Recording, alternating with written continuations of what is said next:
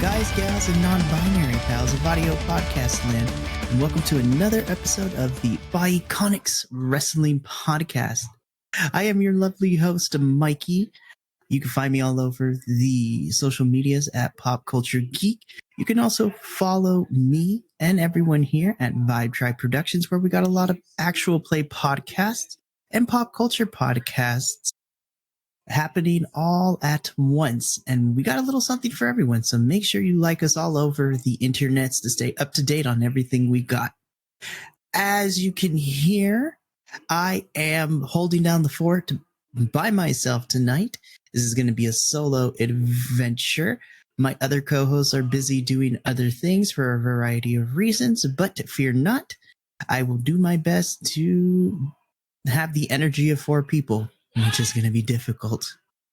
But I am super excited for tonight's episode because we are still on the road to WrestleMania for WWE, as well as some exciting stuff happening all over in the different promotions such as Impact, AEW, New Japan Wrestling, which I will get into as we go on. But to give you a little preview of what this episode is going to entail, we're going to cover some quick wrestling news that has happened within the last couple of weeks, and then we're going to jump into the meat and the potatoes of this episode, where I will be going over NXT's Vengeance Day pay-per-view, as well as previewing New Japan's Battle in the Valley and Impact's No Surrender, and then ending the episode with previewing WWE's Elimination Chamber, which at the time of this recording takes place in a matter of days.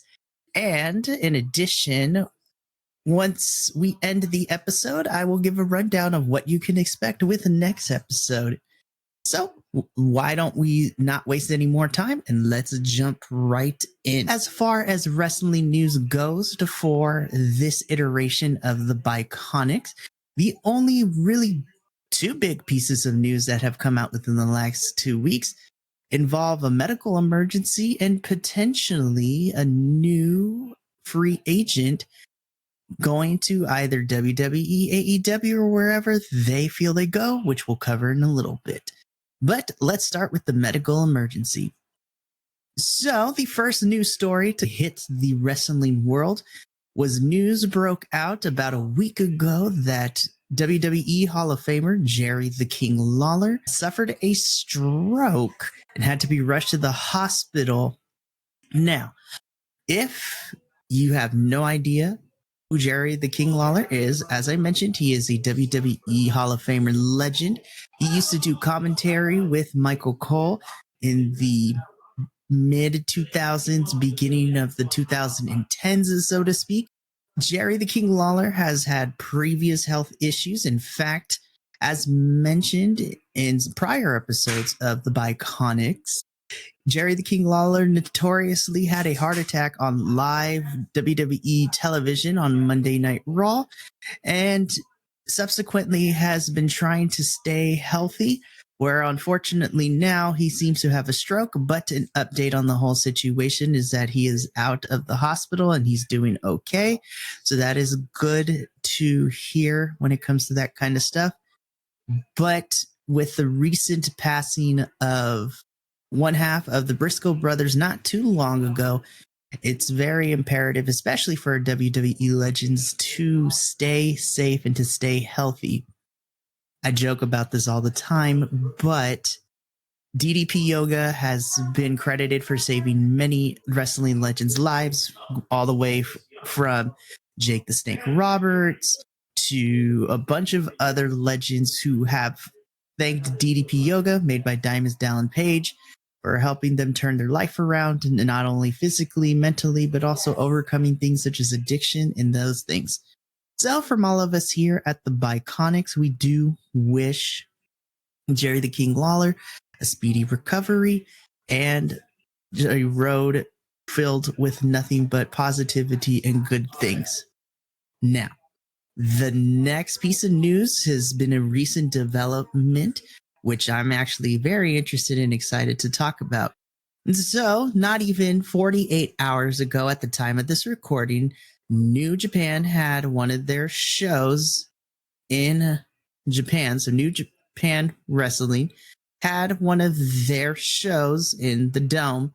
And this piece of news has to deal with the de facto leader of the Bullet Club currently, the Switchblade Jay White. So to preface this, at this New Japan show, this was a loser leaves Japan match between the Switchblade Jay White and former Bullet Club member Hikuleo. So essentially, a loser leaves New Japan match is, as it say, the loser will have to leave New Japan and never come back. So when I read about this match, I wasn't aware of Jay White's contract status. I was aware of Hikuleo's status with his contract. So essentially what I thought was going to happen is that Hikuleo was going to lose. He was going to leave New Japan, and rumors are swirling that AEW and WWE are looking to sign him and the Gorillas of Destiny, that it seems, once all their contracts are up. However, what I was not prepared for was the end result of the match. So towards the end of the match, we saw Hikuleo, after Jay White gave him the Bullet Club, basically handshake or whatever, Hikuleo choke slammed him to the ground and pinned the Switchblade Jay White for a clean 1, 2, 3. So I was not prepared for this to happen, but it seems that the leader of the Bullet Club is no longer in Japan, which makes it very interesting because, and I'll get into more detail about this later, it seems that Jay White's contract, as per Fightful Select, which if you haven't listened to them or checked out their news, please go ahead and do so because they do really good when it comes to providing accurate information. Jay White's contract officially ends sometime between New Japan's upcoming battle in the Valley show and WrestleMania. And it looks as if WWE and AEW are sending out feelers for Jay White to sign with them and for these companies to grab another big name. So, what are my thoughts on this? It's quite simple. I will be honest, I am just a new fan when it comes to New Japan Wrestling. And I've only been invested in it for about a year and a half now, but I am aware of all the major players that kind of make up New Japan, as well as all the factions that make up New Japan as well. And for me, seeing Jay White potentially wrestle in other companies besides New Japan is very interesting, but it also makes me excited. However, this isn't the first time that Jay White has appeared on other wrestling promotions. As mentioned before on the Bi-Conics, while there are multiple wrestling federations and promotions out there, usually we take a look at what we call the big four, or the main four that all of us Bi-Conics hosts religiously watch to a certain degree. And that is WWE, AEW, Impact Wrestling, and New Japan. So Jay White, isn't his first time on one of the big four pay-per-views, or potentially being there, because last year in 2022, Jay White did appear for a couple of appearances on Impact Wrestling. There was a storyline going on between Bullet Club and the Good Brothers, which is Carl Anderson and Luke Gallows, where the tag titles were defended and also just inner turmoil and all that good stuff. So it was a pretty good time. Now, the prospect of Jay White going to AEW or WWE is very fascinating because it can go two ways. If Jay White decides to sign with AEW, immediately the one thing I can think of is you have a couple of people there, just based on the last year or two, that could set up some good feuds for kind of the first round of storytelling. Obviously, the big one is to have Jay White enter a feud with Kenny Omega, because the history of those two in New Japan spans years, so there's history already established, and you can slowly build up this feud to have a classic at one of the 4 major pay-per-views that AEW has. The other person that kind of comes to mind immediately based on previous history, especially from the Forbidden Door pay-per-view back in June of 2022, is to have Jay White and Adam Cole feud for a little bit. Now, in the lead up to Forbidden Door for the Fatal 4-Way for the IWGP World Heavyweight Championship, Adam Cole and Jay White were involved in this match with Kazuchika Okada, and Hangman Page. So this was a fun match at Forbidden Door, but Jay White can have a feud with Adam Cole because they turned on each other leading into that match at Forbidden Door. And now that Adam Cole is back from injury and all that good stuff, it could potentially be a good thing. Now, on the other side, if Jay White signs with WWE, immediately my first feud I would love to see is Jay White versus AJ Styles. There's already history there with Bullet Club. AJ currently has the Good Brothers, which is Luke Gallows and Carl Anderson. And once AJ comes back from injury, that would be such a fun feud. Another feud, and I might get some hate for this, is Jay White versus Cody Rhodes. Because again, Cody went to Japan for a little bit. They somewhat cross paths, and I wouldn't be upset with the little program between these two. Either way, I'm interested to see.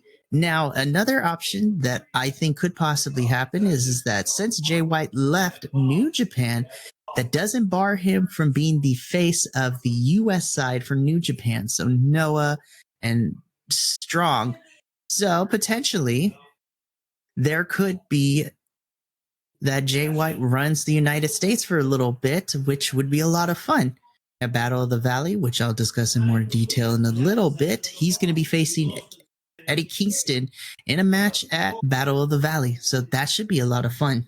But that covers the wrestling news that I have for this episode. So let's keep this going and let's jump into quickly. I do want to jump into previewing. Well, actually, no, scratch that. Let's jump into reviewing NXT Vengeance Day. So, Vengeance Day is an annual pay-per-view for WWE's third brand, or developmental brand, if you want to call it that, NXT.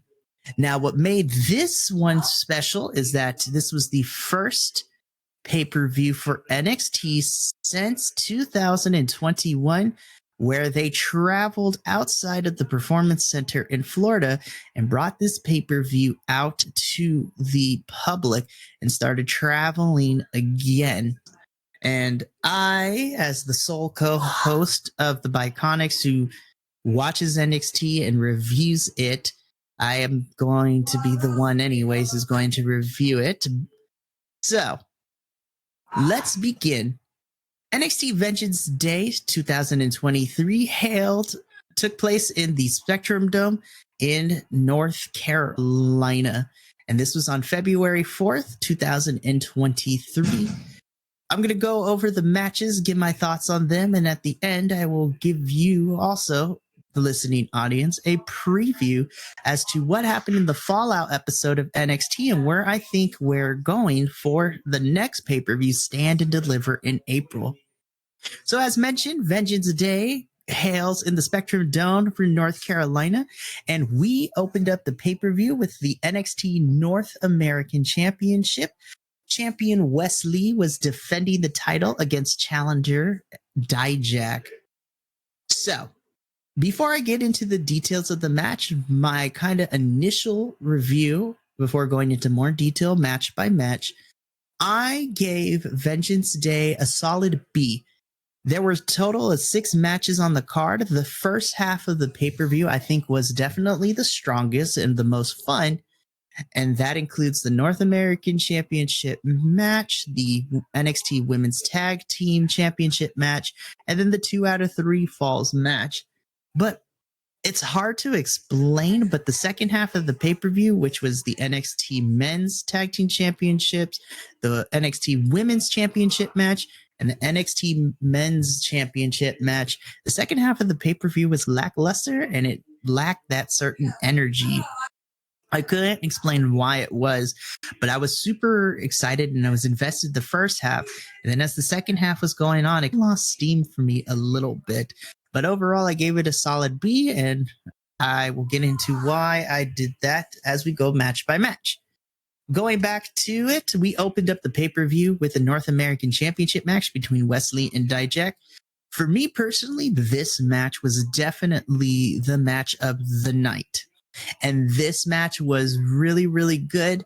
Wesley has come so far, and this is his first time with the singles title in any company, and he was defending it on a grander scale outside of the Performance Center for NXT.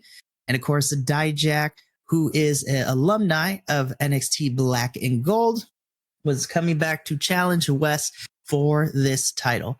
As I mentioned, this was my personal match of the night, and this match specifically reminded me shades of Black and Gold NXT when it was at the heyday. I think this particular match was great. It was a good back and forth. There was a lot of close finishes and near falls. But the only critique I have of this match in particular is I don't think Tony D'Angelo and Stax needed to be there towards the end in order to distract Dijak before he entered back in the ring, and Wesley got him for the clean pin and retained his title. So the result of this match is that Wesley retained the NXT North American Championship. It was later after the pay-per-view where Dijak tweeted a photo. Apparently, he broke his finger at some point during the match and looked really, really gnarly. So I hope that he gets a full recovery, because it seems that, narratively speaking, the next stage of this match seems to be Tony D'Angelo either entering a feud with Dijak or Tony and Wesley are going to feud. But I get the sneaking suspicion that we may have a triple threat. And if it's not on NXT TV, I hope we get a triple threat between Wesley, Tony D'Angelo, and Dijak at Stand and Deliver. But overall, this was a great way to start off Vengeance Day, and I thought this was my match of the night, and it was a really, really good back and forth between the two. Afterwards, the next match to go on the card was for the NXT Women's Championship, and it was champions Kaden Carter and Katana Chance defending their titles against the newly formed team of Fallon Henley and Kiana James. So, leading into this match, as my critique has always been of NXT's tag team women's division, they don't have an in-depth women's tag team roster to do these stories with. And leading into this championship match, this match was probably the one with the least build, because we had only literally had a week's build into this. Kiana James and Fallon Henley are your typical thrown together, we hate each other tag team. So these women haven't been working as a tag team at all. In fact, this was their second match together as a team, which, narratively speaking, from a booking standpoint, doesn't make too much sense. It is what it is. And there were two things that I was expecting from this match when it started. One, I figured that Kaden and Katana would retain their championships.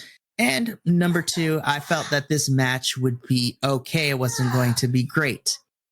But boy, was I wrong on both fronts. I was thoroughly surprised with this tag team match.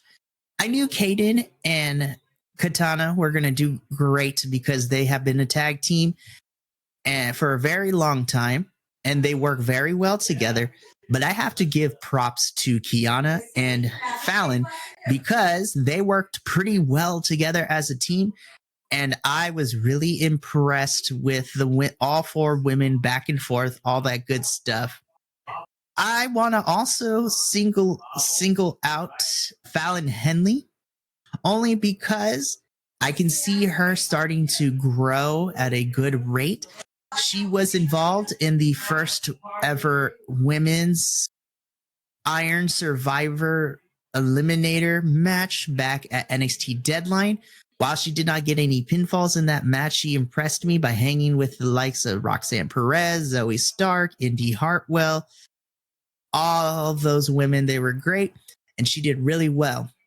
The second thing that proved me wrong is towards the end for the finisher, Kaden and Katana were ready to hit their finisher on Kiana James, but Katana got pushed off of the top turnbuckle and Kiana James rolled up Kaden with Fallon Henley holding Kaden's legs, and the ref didn't see to get the 1-2-3 pin. And your new NXT Women Champions are Fallon Henley and Kiana James. Now, I'm really interested to see where this match goes, or where this next part of the NXT Women's Championship match goes, because Kiana and Fallon are currently the women's champion, but on the Fallout episode after this on NXT, it seems that Kaden and Katana are going to be entering a feud with Roxanne, I guess. Again, the storytelling on NXT TV doesn't make a whole lot of sense. From a booking standpoint, you want a rematch because technically Fallon cheated and Kaden and Katana deserve a rematch. But it seems for right now, at the time of this recording, Kaden and Katana are entering a tag team match this upcoming week on NXT TV against Roxanne Perez and a returning Meiko Sato. So, while I do not necessarily like the direction where the story is going, because I think Kaden and Katana should still be in the title picture story and get a rematch against Kiana and Fallon, I am really excited for this tag team match because I think it's going to be good, because all four women are going to be great. But more importantly, I'm super excited to see Meiko Satomura back on my TV screen. So hopefully that means that she is going to be staying and she's going to be here for a little bit. So I'm really, really excited. After that, we probably had my second favorite match of the entire pay-per-view, which was the 2 out of 3 falls between Carmelo Hayes and Apollo Crews. I was really excited for this match, and what was very interesting is that commentary towards the beginning of the match, without saying too much, basically stated that the winner of this match was technically going to be the next person in line to face whoever ended up winning the NXT Championship at the main event of Vengeance Day. But I digress. I think this match, for me personally, while it was good, my only critique is I felt like it went on a little too long. I think they could have shortened it like 5-10 minutes. I also didn't like how Carmelo swept the board and got 2 falls with Apollo not getting any at all. And then, of course, my other critique is that I felt like the return of Dabba-Kato was not necessary and it didn't elevate or add anything to the match overall. But what I loved going into this match is that you had a story being told of a veteran and the young star who have traveled similar paths colliding in this match. You had the veteran Apollo Crews, who was at one point in NXT in the position that Carmelo was. He's like the rising star. He was the rising star in NXT. He was the one to watch. He got called up to the main roster, and he's athletic and he can go and he can wrestle, which is awesome. And then, of course, you have Carmelo, who is the current version of Apollo. He's this hot young star who's rising in the ranks of NXT.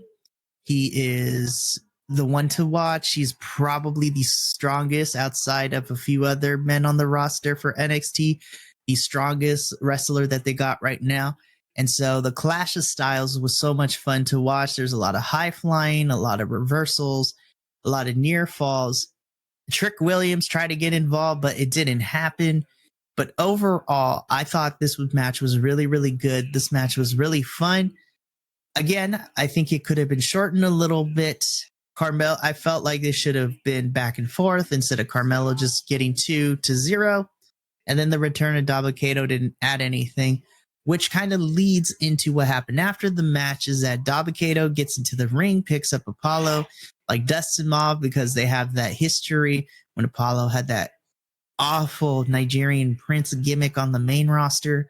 And then Dabba-Kato proceeded to attack Apollo after the match, which sets up, I'm pretty sure, Dabba-Kato versus Apollo. Now, if I'm being completely honest, I'm pretty sure we're going to get that match on TV for NXT, but I hope they do not extend it to Stand and Deliver, because while I like Apollo, I don't want this match to be at Stand and Deliver because it'll probably end up being my pee break match if that occurs at the pay-per-view. But I digress.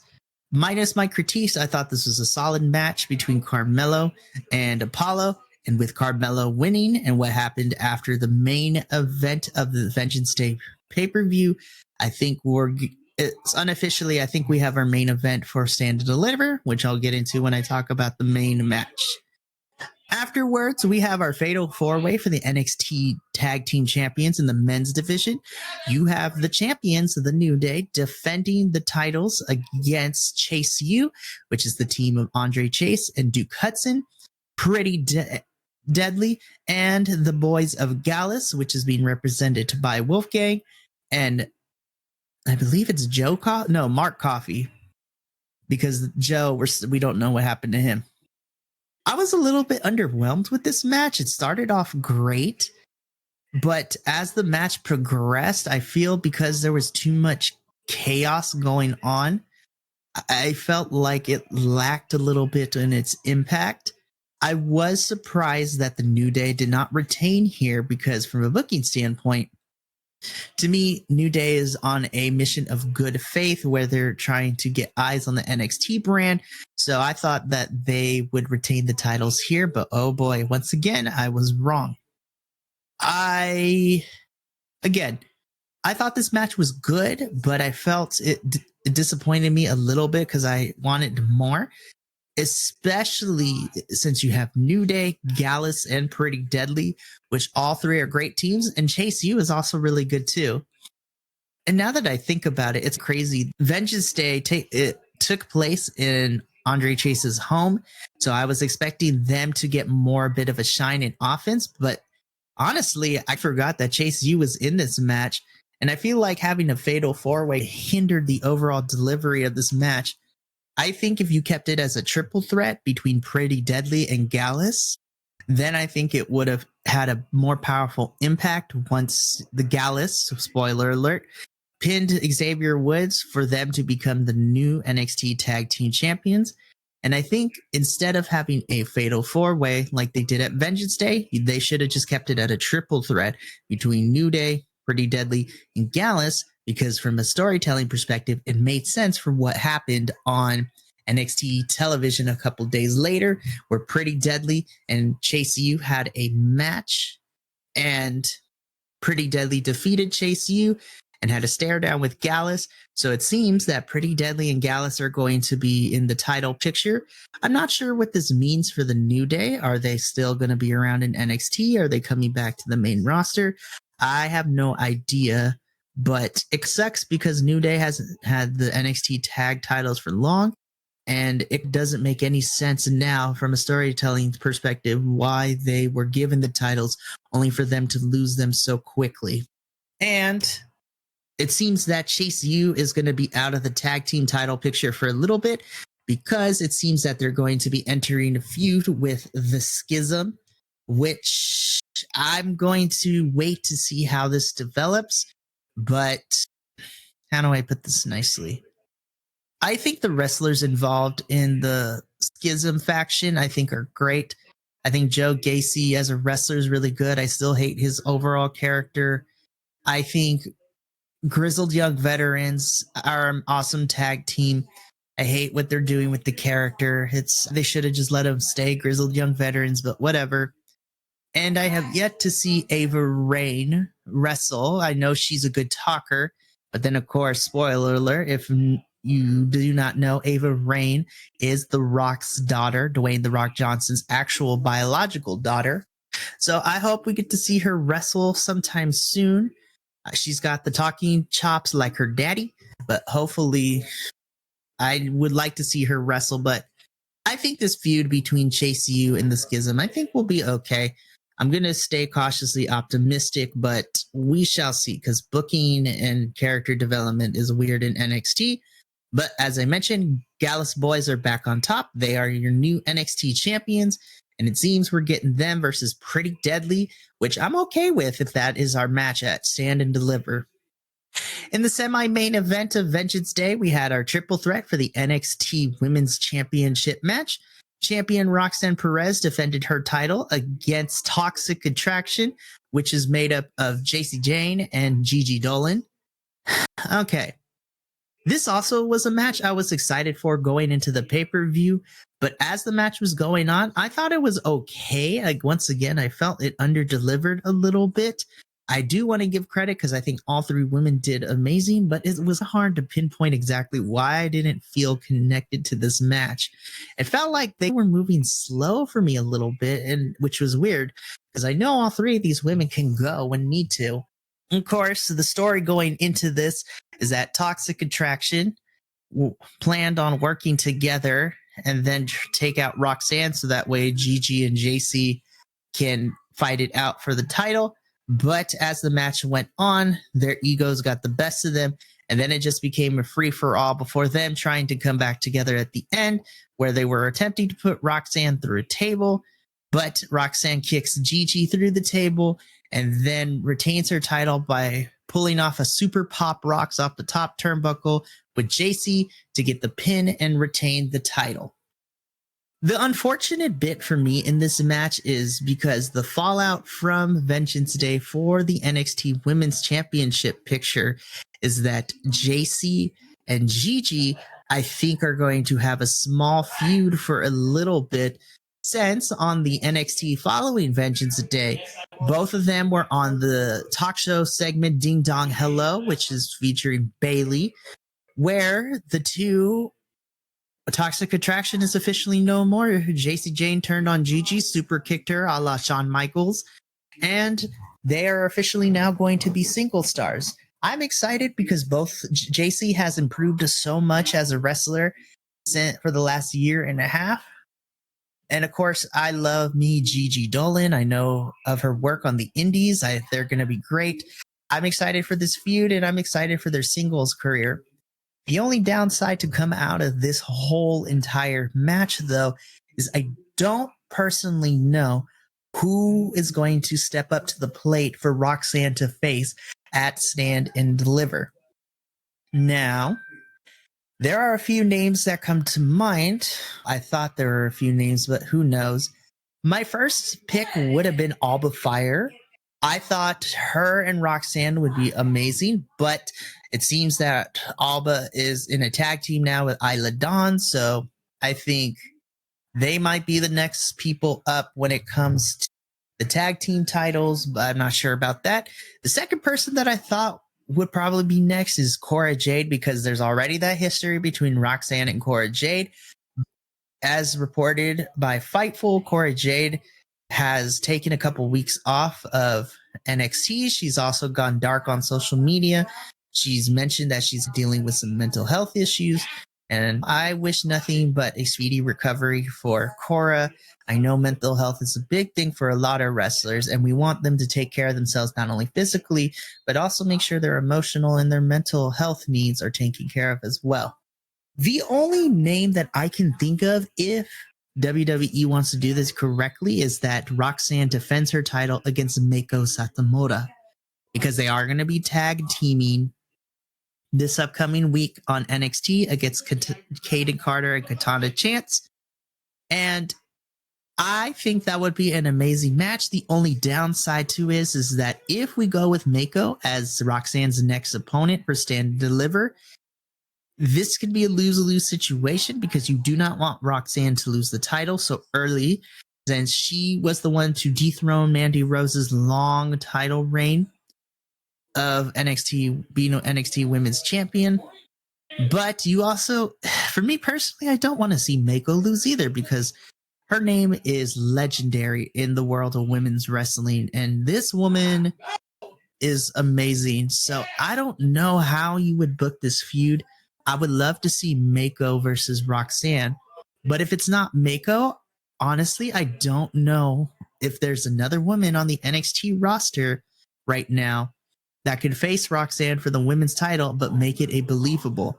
And with only about a month of build between now and NXT Stand and Deliver, I honestly don't know what's going to happen next, but only time will tell.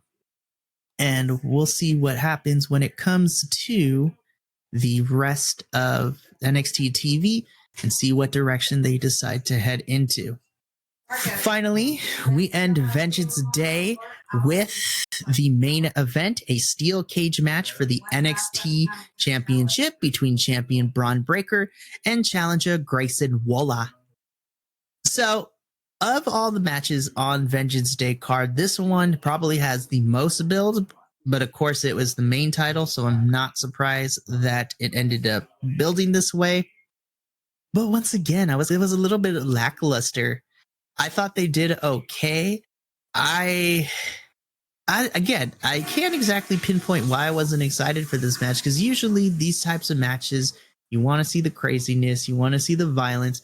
And then at the start, the pre-show was announced that the only way to win the steel cage match was to get a pinfall or submission. Escaping the cage would not do anything. So I thought, okay, cool.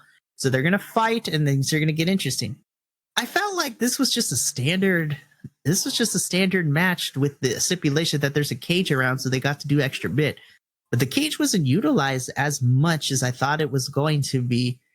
And honestly, going into this match, I was fine either way. If Braun retained the title, cool. I thought Grayson Waller getting the title might have been also interesting. But again, this match was just okay. It wasn't bad. But it just felt that by this point in the pay-per-view, the second half kind of lost steam for me, and everything was doing okay at best. I still thought this was a fun match, but Braun Breaker retained the title by pinning Grayson Waller. And towards the end of the pay-per-view, as it was going off, Carmelo Hayes comes out, and him and Braun Breaker have a standoff. So it has yet to be confirmed, but I'm pretty sure at NXT Stand and Deliver, we are getting Braun Breaker versus Carmelo Hayes, where I hope Carmelo takes the title from Braun, because I think he is ready to be the next men's champion in the NXT men's division, and I think Braun is ready to be called up to main roster. Overall, that is my thoughts on NXT Vengeance Day. For the first pay-per-view to be outside of the Performance Center, I did give it a solid B. The first 3 matches of the pay-per-view I thought were stellar. My match of the night goes to Wes Lee versus Dijak for the NXT North American Championship. And while no match was god-awful or terrible, I will have to say I think my least favorite match on the card will probably have to be the main event, only because it was lackluster and I wanted more from a steel cage match, especially if it's going to main event your card. But the next NXT pay-per-view that is to come out this year is NXT Stand and Deliver, which will take place on Saturday, April 1st in Los Angeles during WrestleMania weekend. And I'm really excited because ya boy, as well as the other co-hosts here on the Bi-Conics Mini, the two of us are going to be going to WrestleMania and Stand and Deliver so we can give a live perspective. So I'm really excited to go to Stand and Deliver in person, and we shall see what it goes. Okay. Now that Vengeance Day is out of the way, really quickly, the remainder of this episode is going to be previewing what is coming up for the next couple of weeks in terms of pay-per-view.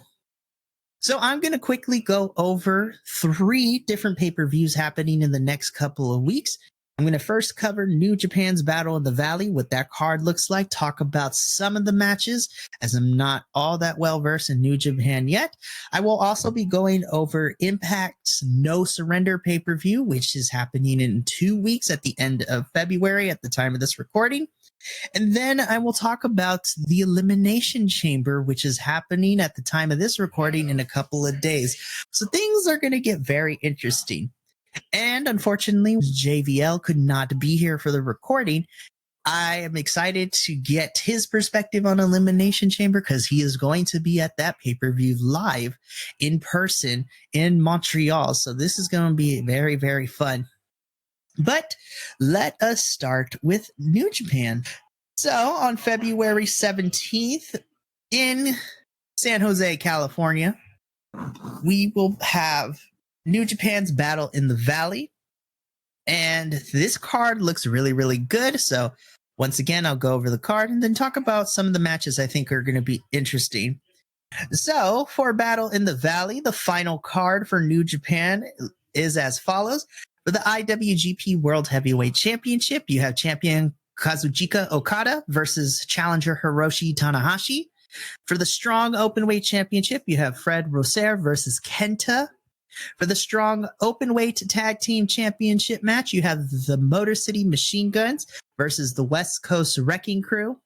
In a 4-on-4 tag team match, you have Mascara Dorada with Josh Alexander, Adrian Quest, and Rocky Romero taking on the team of Kushida, Kevin Knight, Volador Jr., and the DKC. You have Alex Coughlin versus JR Kratos. You have David Finlay versus Bobby Folks. Where is the live fish? I don't understand the name change, but whatever. For the IWGP Women's Championship, you have champion Kairi taking on newcomer Mercedes Moné, aka Sasha Banks. You have Eddie Kingston versus the Switchblade Jay White. For the New Japan World Television Championship, you have Zack Sabre Jr. defending the title against Clark Connors. And in a Filthy Rules match, you have Homicide taking on Filthy Tom Lawler. So alone, this pay-per-view I'm really excited for a couple of reasons. I think all the matches are going to be interesting. One thing to note is that on this card, I'm very interested in seeing that some of these matches include Impact wrestlers, like the Motor City Machine Guns will be defending their Strong Openweight Tag Team Championship in the match against the West Coast Wrecking Crew. And then you have Impact World Champion Josh Alexander teaming up with Mascara Dorado, Adrian Quest, and Rocky Romero. But it does make sense because it was recently announced that New Japan and Impact are doing a show on March 30th leading into WrestleMania weekend called Multiverse United. Only the Strong Survive, which is going to be a joint pay-per-view show with Impact and New Japan. And announced for those is Josh Alexander taking on Kushida. But the one match I'm already looking forward to announce is Will Ospreay versus Speedball Mike Bailey. Ooh, I'm so excited. It's going to be good. It's going to be a busy WrestleMania weekend watching that, Ring of Honor, Supercard of Honor, and then, of course, being at NXT Stand and Deliver, and then 2 nights of WrestleMania is going to be a good time. But I digress. Initially, looking at the card for Battle in the Valley, obviously, I'm really excited to see Okada versus Tanahashi. I think that is going to be an excellent match. I'm excited to see the Motor City Machine Guns taking on the West Coast Wrecking Crew. I think the match that I'm very interested in to see how well this debut match goes for Mercedes Moné is, of course, the IWGP Women's Champion. I am excited because there is a history between Kairi and Mercedes, and both of them have worked together when they were in WWE. But I'm interested to see what kind of match they have, and I do hope that they are given time for this match, because that was one of my critiques when Kairi defended the title at Wrestle Kingdom, and they were only given about 7 minutes, I believe was the total time. It was a good 7 minutes, but I hope this women's championship match gets more time. And then, of course, Eddie Kingston versus Jay White. I'm excited. Eddie Kingston's freaking crazy. Jay White is awesome, and I'm really, really excited. Again, I don't have too much thoughts and feelings on this as I'm still making my way into the world of New Japan and slowly trying to watch it religiously as I do with Impact, AEW, and WWE. But I am looking forward to this one. If you want to watch New Japan's Battle in the Valley, you can watch it by signing up on New Japan World, and they have English and Japanese commentary team. So whichever one you want to watch. So it's the equivalent of watching sub versus dub. For those of you who watch anime, you know what I'm talking about. But I think it's going to be a good time, and that takes place on Saturday, February 18th. Now, the next pay-per-view I quickly want to talk about is Impact's No Surrender pay-per-view, which is going to be taking place on Friday, February 24th. At the time of this recording, only 6 matches have been announced so far, and many more will probably be made in the next coming weeks leading into No Surrender. So I want to quickly go over the card for that and give my thoughts of which matches I'm excited for. I'm going to start out with Deonna Purrazzo versus Giselle Shaw.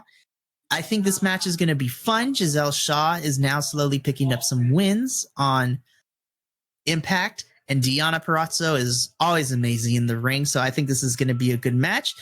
In a 6-man tag team match, you have Time Machine, which is the Motor City Machine Guns, and Kushida, and they will be taking on the Bullet Club. Now, I'm really excited for this match, and I'm going to explain why. Because the Bullet Club team is made up of Impact wrestlers Ace Austin and Chris Bay. I think both of those two are awesome. They did amazing in the junior tag team tournament in New Japan a couple months ago. But I'm really excited for this match because this is going to be the Impact debut for Kenta. And if you have no idea who Kenta is, he is a staple in New Japan wrestling. And I think this is going to be a good match between these 6 men. Next is a fatal 4-way to determine the new number 1 contender for the Impact World Championship match. So while it has not been said, I believe this number 1 contender match is going to lead to who is going to face the Impact World Champion in March for Impact. And as of right now, the time of this recording, it's Brian Myers versus PCO versus Steve Macklin or Rhino, depending on who wins that qualifying match, versus Eddie Edwards or Heath in their qualifying match. If I have to make some predictions, I think the final participants in this match are going to be Brian Myers taking on versus PCO versus Steve Macklin versus Eddie Edwards. I think this is going to be a good match. Now, I can see 2 possibilities here, if I'm being completely honest, as who's going to win this match. I think the smart choice for Impact is to have Steve Macklin win. The reason being is that Macklin has been picking up wins back to back to back, and he's pretty much taken out most of the roster, but he continues to have to jump to hoops to finally get his championship match with Josh Alexander, but he has to jump through this, and I think the smart choice is for him to win, but then do you have him take the title off of Josh at Sacrifice? Or do you give it to the second choice, Eddie Edwards, run Josh versus Eddie one more time at Sacrifice, and then you have Steve Macklin and Josh face each other at Rebellion in April? I think those are really the only 2 choices I think that makes sense to me. I honestly don't know what's going to happen next, but I'm excited to see what's going on with that. Now, this next match, I was a little annoyed because they announced this match for the pre-show, and I think this match should be on the main card, but it's going to be a good match nonetheless. You have Speedball Mike Bailey taking on new signee of Impact Wrestling, Jonathan Gresham. Child, when I tell you this match is going to be good, because these 2 are great technical wrestlers. Jonathan Gresham has slowly become one of my favorites over the last 2 years. Seeing his work in Ring of Honor and the stuff he has done in AEW, for a little bit. I'm really excited to see what this match brings. And of course, Speedball Mike Bailey was involved in one of my favorite matches towards the tail end of 2022, that hour-long match that he and Josh Alexander had, the Impact World Championship. I think this match is great. I wish it wasn't on the pre-show, but it's going to be a good one nonetheless.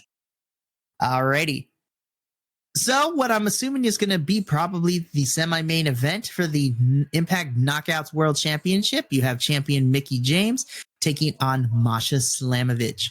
I think this match is going to be really good. It's going to be hard-hitting because Masha can go, Mickie can go. I'm very interested to see what happens. Because Masha has had 2 Impact Knockouts Championship title matches in the last couple of months, and both of them were against former champion Jordynne Grace. Masha lost at Bound for Glory, and then she also lost in the last knockout standing match at what was it? Not Bound for Glory. The pay-per-view after, Overdrive. Jordynne Grace and Masha had that last knockout standing match at Overdrive where Masha lost. So I don't know if you have Masha take another loss here, but who knows, because it is against Mickie James. Technically, it's not the same person that she's losing to, but at some point, you have to figure if Masha's ready to take the title. It's just a matter of when.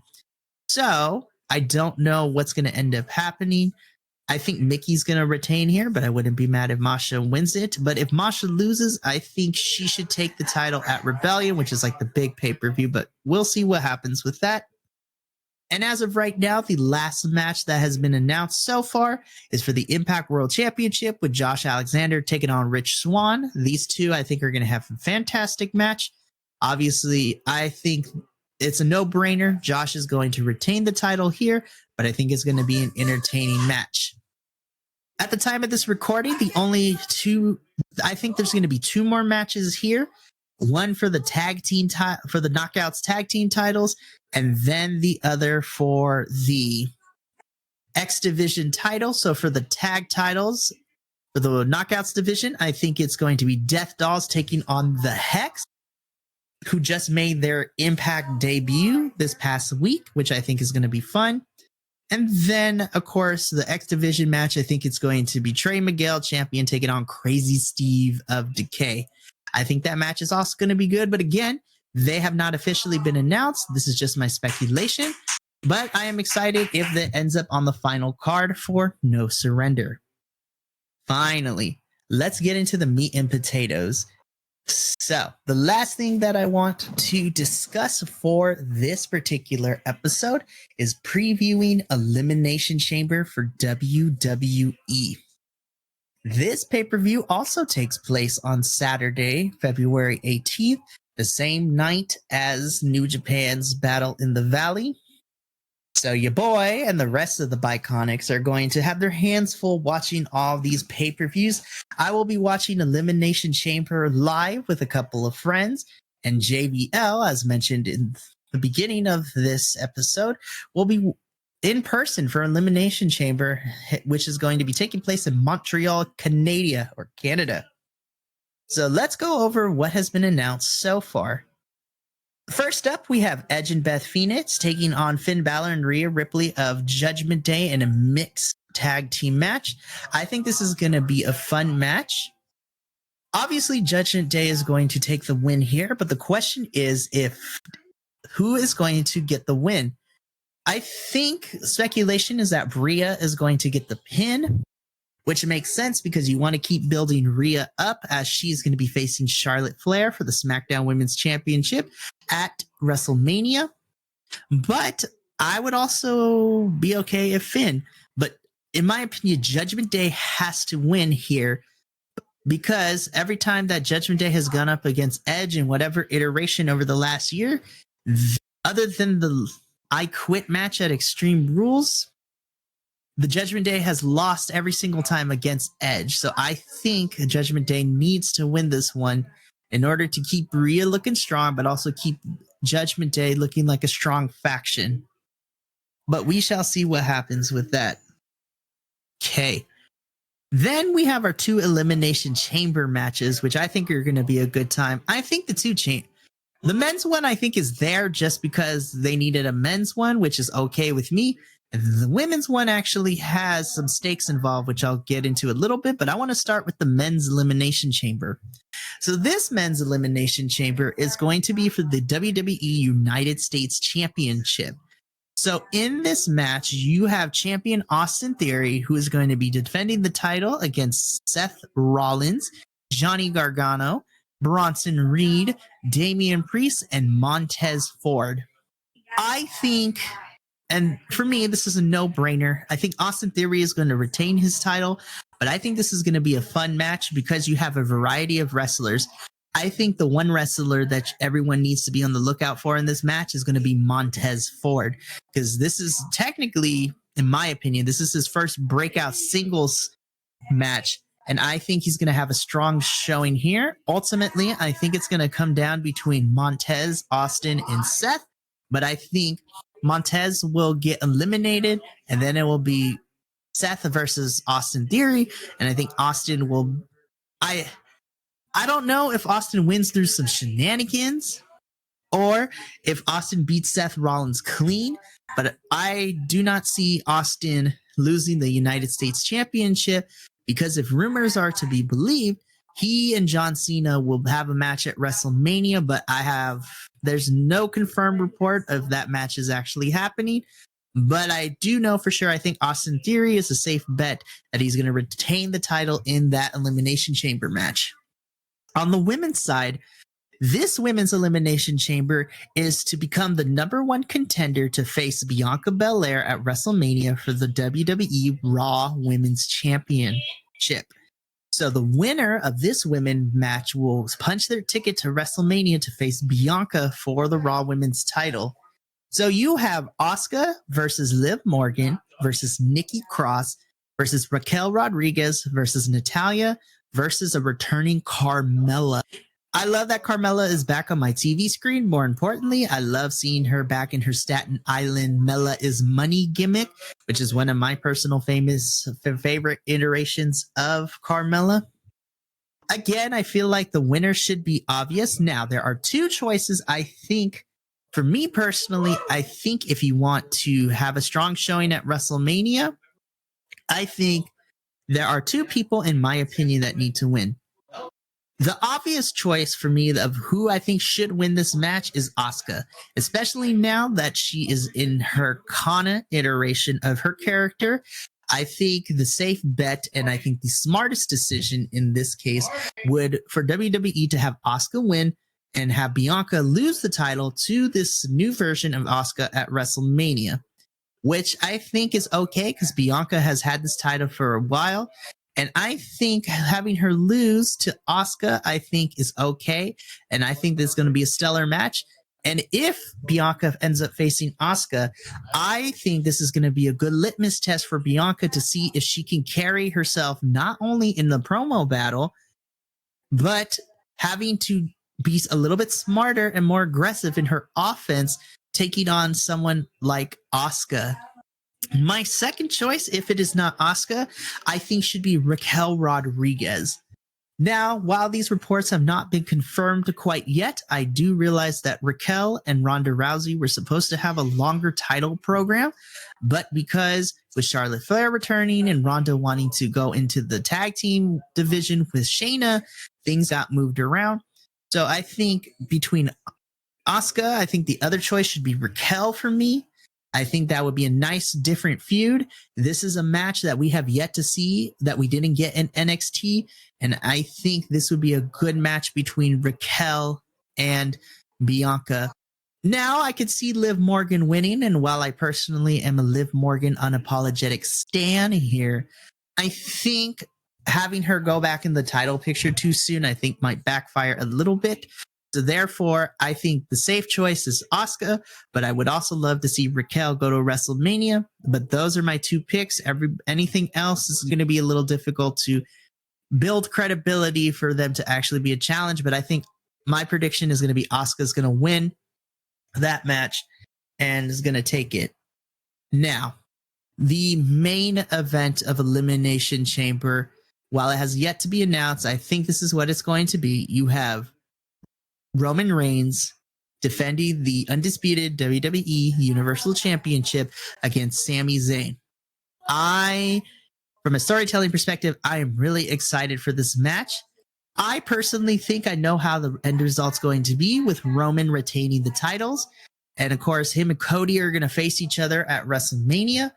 But I'm interested to see what story bits happen, because as of right now, after the Royal Rumble, Sami Zayn is no longer part of the bloodline after hitting Roman Reigns with the chair after the beatdown of Kevin Owens at the end of the match at Royal Rumble. And it sucks because I wanted to talk about this promo between Paul Heyman and Cody, and Paul Heyman and Sami Zayn this week on Raw and SmackDown, respectively. I think WWE did a good job of making both opponents feel equal in terms of importance when it comes to the championship matches they're going to have. I do believe WWE needs to be careful because they have this tightrope they have to walk, because Sami Zayn is really hot right now, and the Bloodline storyline is the hottest story that has happened in WWE over the last couple years. And I'm interested to see what happens, what gets built from it. But ultimately, I think Roman is going to retain the titles. And I'm interested to see how WWE navigates this, because if rumors are true, according to some sources, we're ending up with Sami going to be challenging for the tag titles at WrestleMania. Now, I don't know if it's going to be Sami and Kevin Owens teaming up against the Usos. Other reports say it's going to be Jay and Sami taking on Solo and Jimmy for the titles, but who knows? I'm really excited to see where the story goes for this one and what ends up happening for the build to WrestleMania. Now, the last match that's on the card that has yet to be confirmed, but it has been heavily rumored based on what happens on this previous episode of Raw. It is yet to be confirmed, but the fifth and final match for Elimination Chamber is going to be Damage Control, which is the faction of Bayley, Io Sky, and Dakota Kai will be taking on Becky Lynch, returning Lita, and rumored returning Trish Stratus in a 3-on-3 women's tag team match. I think this is going to be a fun match. Obviously, now it's going to be interesting because it is in Canada. I think Becky is going to win, which I think is going to set up Becky versus Bayley at WrestleMania in just a singles match without a title, which I think is good, because I believe not every story needs to have a title involved. So a one-off singles match at WrestleMania I think will be good. Becky and Bayley have worked many, many matches together with each other, against each other, and I think it's going to be stellar. And I think this is going to be a fun match to see Lita and Trish teaming up with Becky, because Lita versus Becky last year was a lot of fun to watch. And I think this is going to be a good feeling show, especially since it's going to be in Montreal. Having that big pop of a lot of the hometown stars in this pay-per-view, I think is going to be beneficial and send the crowd home happy. I think this is going to be a fun match. I think Elimination Chamber has the possibility of being a really good one. I thought the Rumble was really good. And I think this is going to be a good pay-per-view. And I'm hoping that it's great, because by the time Elimination Chamber is over, there is not another WWE pay-per-view until WrestleMania. So once Elimination Chamber is over, we have 6 weeks from February 18th to build towards WrestleMania. So obviously, we have some of our championship matches already established, but I'm interested to see what other matches are made, especially with what is being reported and what kind of events are going to happen. But that is going to be it for this episode of the Bi-Conics. It was a relatively short one, given the fact that I'm the only one here doing all the talking. But I would like to thank everybody for listening. I know it's not the same with it's just me talking the entire time, but I appreciate everyone being here. So that is going to conclude this episode of the Bi-Conics. When we come back for the next one, Oh, it's going to be a stacked show because next episode, we're going to, on top of talking about some wrestling news, as well as some of our favorite TV matches that happened over the last couple of weeks between recordings, when we come back for the next episode, we are going to be covering a lot. We're going to go over Battle in the Valley as well as Impact's No Surrender. But as a crew, we're also going to be reviewing not only WWE Elimination Chamber, but we're also going to be reviewing AEW's first pay-per-view of 2023, Revolution. So, from all of us here at Vibe Tribe Production, as well as the Bi-Conics Wrestling Podcast, remember, take care of each other, love one another, and as always, let the good times roll. Until the next episode, we'll see you later. Ta-ta for now.